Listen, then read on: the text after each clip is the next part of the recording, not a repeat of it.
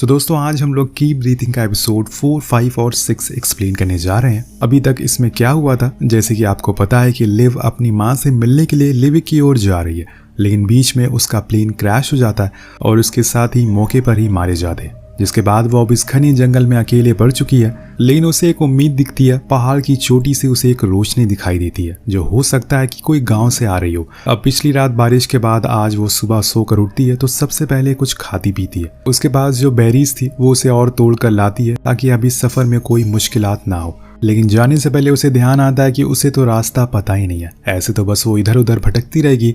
तभी उसे बचपन की एक बात याद आती है, जब उसकी मॉम बहुत ही तेजी से कार चलाते हुए उसे स्कूल तक छोड़ती है। उस दिन स्कूल में उसे एक चीज सिखाई जाती है कि कैसे एक आयरन स्टिक से कंपास बनाया जाता है।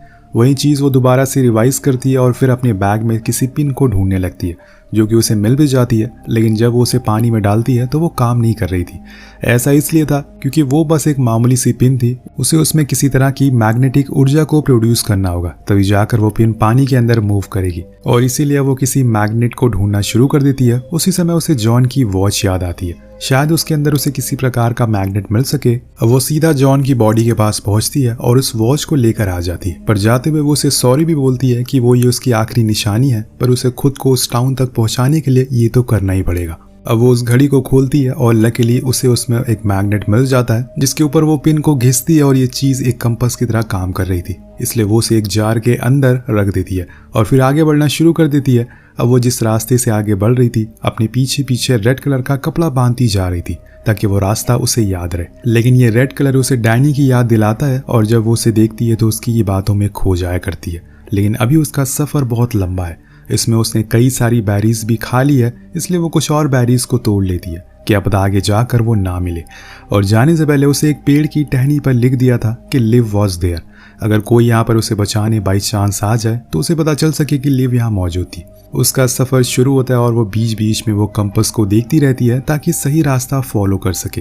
लेकिन तभी बारिश होना शुरू हो जाती है और पहली बूंद से उसे अपने बचपन का वो दिन याद आ जाता है, जब वो अपने स्कूल के बाहर बैठी अपनी मॉम का इंतजार कर रही थी, लेकिन कोई भी उसे लेने के लिए नहीं आया। और तब वो अकेले पैदल बारिश में भीगते हुए घर आ गई। उसकी यही सब बातें उसे यहाँ पे सरवाइव करने के लिए कमजोर बना रही थी। लेकिन लिव फिर भी हौसला करती है और आगे बढ़ने का फैसला करती है। उसके पास यहाँ कोई शेल्टर तो था नहीं, इसलिए उसे भीगना ही पड़ता है। बारिश रुकने के बाद वो फिर से अपने कंपास को चेक करती है और फिर से आगे बढ़ना शुरू करती है। लेकिन इतनी देर में उसे एक जगह पर किसी के पैरों के निशान दिखाई देते हैं। वो ये देखकर घबरा जाती है कि क्या उसके अलावा यहाँ पर कोई और भी है। लेकिन तभी उसके पीछे से जॉन आता है और उसे बताता है कि घबराओ मत, ये मेरे पैरों के निशान है। दरअसल वो इतना हेलुसिनेट करने लगी थी कि उसे अब कुछ समझ नहीं आ रहा था कि रियल क्या है और इमेजिनरी क्या है। अब इतनी देर से चलते चलते उसे अब खुद का ही बैग भारी लगने लगा था, तो वो फैसला करती है कि वो अपना कुछ सामानों को फेंक देगी। सबसे पहले बारी आती है उसके लैपटॉप की, जो कि उसके साथ बरसों से था। उसे फेंकते समय वो दिन याद आ जाता है जब वो डैनी के साथ डिनर पर जाने वाली थी। लेकिन यहाँ डैनी आने में देरी कर देता है, पर लिव उस पर गुस्सा नहीं करती और फिर दोनों देर रात तक कैफे में बैठे बातें करते रहते। यहाँ वो चलते चलते अपने कई सामानों को फेंकती जा रही थी और आधा उसका बैग खाली हो जाता है। लेकिन अब बारी आ जाती है उसके फोन की। लेकिन उसे फेंकने से पहले वो एक ऐसी नाटक करती है जिसमें वो अपने मॉम को कॉल लगाती है और उन्हें अपने दिल की सारी बातें बताती है, जैसे कि उसके डैड ने उसे कभी भी वो लेटर्स नहीं दिए जो आपने भेजे थे, और अब वो माँ बनने वाली है, लेकिन उससे पहले मैं आपसे मिलना चाहती हूँ। इसके बाद वो अपने फोन को भी वहीं रख कर आगे बढ़ जाती है। तभी उसे ध्यान आता है कि क्यों ना वो एक बारी उस कंपास को चेक कर ले, क्या वो सही रास्ते से आगे बढ़ भी रही है। पर समय के साथ उस कंपास के अंदर लगी हुई पिन का मैग्नेट खत्म हो गया था, इसलिए वो खराब हो चुका था। ऊपर से उसे अब बार बार जॉन दिखाई दे रहा था, जो उसे डीमोटिवेट कर रहा था, उसे परेशान करता है और ये कह के भी डराता है कि जिस जगह पर वो खड़ी हुई है वहां पर कई सारे जंगली भालू हैं जो किसी भी समय उस पर हमला कर सकते हैं।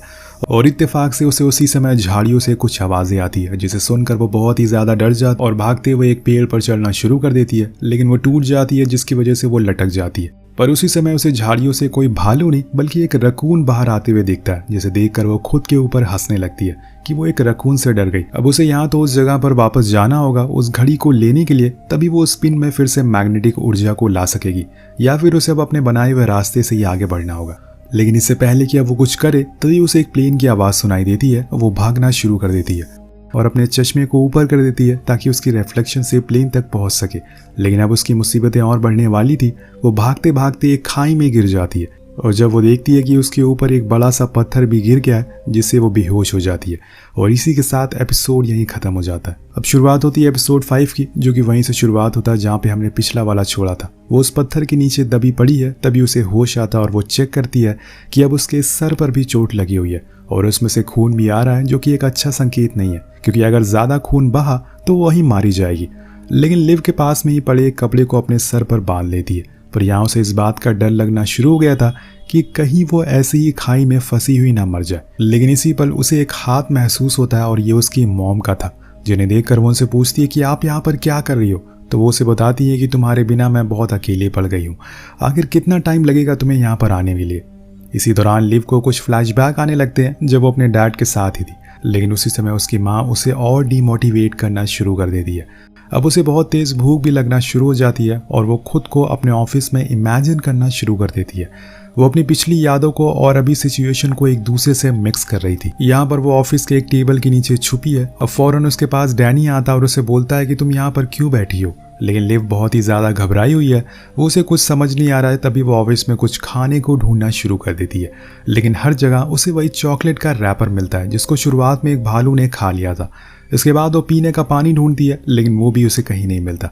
असल में लिव यहाँ पर जंगल में है और ये सब उसका एक वहम है, और बार बार डैनी का दिखना वो भी एक वहम ही है। लेकिन अभी भी वो ऑफिस में ही है और इधर उधर भाग रही है। तभी उसे वहां अपनी माँ भी दिख जाती है, उसी रेड ड्रेस में जिसे पहनकर वो घर से भागी थी। अगले सीन में उसे अपना बचपन भी दिखाई देता है। दरअसल वो खुद को अलग अलग जगह पे महसूस कर रही है, या फिर ये कहें कि वो हेलुसिनेट कर रही है। कभी वो अपने घर पर चली जाती है जहाँ पर वो अपने डैड बीमार है, लेकिन वो कुछ खाने को ढूंढ रहे हैं। अब यहाँ उसे एक टूथपेस्ट मिलता है और उसे वो खाकर अपना पेट भरती है। अगली पली वो अपने बचपन में चली जाती है जहाँ उसकी और डैड की लड़ाई हो गई है।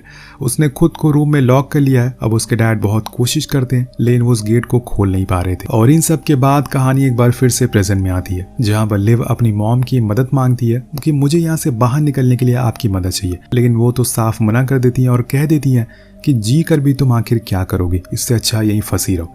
अब उनकी ये बातें लिव को अंदर से तोड़ रही थी और इसीलिए वो उनकी बातों पर ध्यान देना ही छोड़ देती है, और उसे अब इन सब चीजों की आदत हो गई थी। फिलहाल तो उसे यहाँ से बाहर निकलना है कैसे भी करके, इसलिए वो कुछ चीजों को ढूंढना शुरू कर देती है अपने आसपास, जिससे कि वो उस पत्थर के कुछ हिस्सों को तोड़कर अपने ऊपर से हटा सके।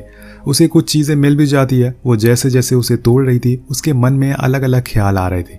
जब उसने अपने डैड से लड़ाई की और उसके बाद उसने उनको सॉरी भी बोला, लेकिन उन्होंने कोई जवाब नहीं दिया। जिसके बाद जब वो बड़ी हो गई तो डॉक्टर ने साफ बोल दिया कि अब वो नहीं बचेंगे। इसके बाद उसे अपने और डैनी के मोमेंट्स भी याद आते हैं। आखिर में कोर्ट केस की हेयरिंग पर वो आ जाती है, लेकिन वहाँ वो ऐसे ही प्रेजेंट वाली हालत में थी। अभी इन सब चीज़ों को सोचते सोचते उसने उस पत्थर को इस हद तक तोड़ दिया था कि वो वहाँ से बाहर निकल सके। लेकिन यहाँ उसे उसकी माँ रोकती है बाहर जाने के लिए। उन्होंने उनके हाथ में वो नशे की गोली भी रख दी थी जो जॉन के बैग से मिली थी, जिसे खाकर वो खुद को और अपने बच्चे को मार सकती है। लेकिन लिव उन पर चिल्लाती है कि मैं आपकी तरह नहीं हूँ, मुसीबतों को छोड़कर भाग जाऊं, मुझे जीना है। इसलिए वो उन गोलियों को फेंक देती है। अब वो उस जगह पर आ रही एक रोशनी को देखती है और उसका ही पीछा करते हुए ऊपर चढ़ने की कोशिश करती है, क्योंकि यह रास्ता उसे बाहर ले जा सकता है।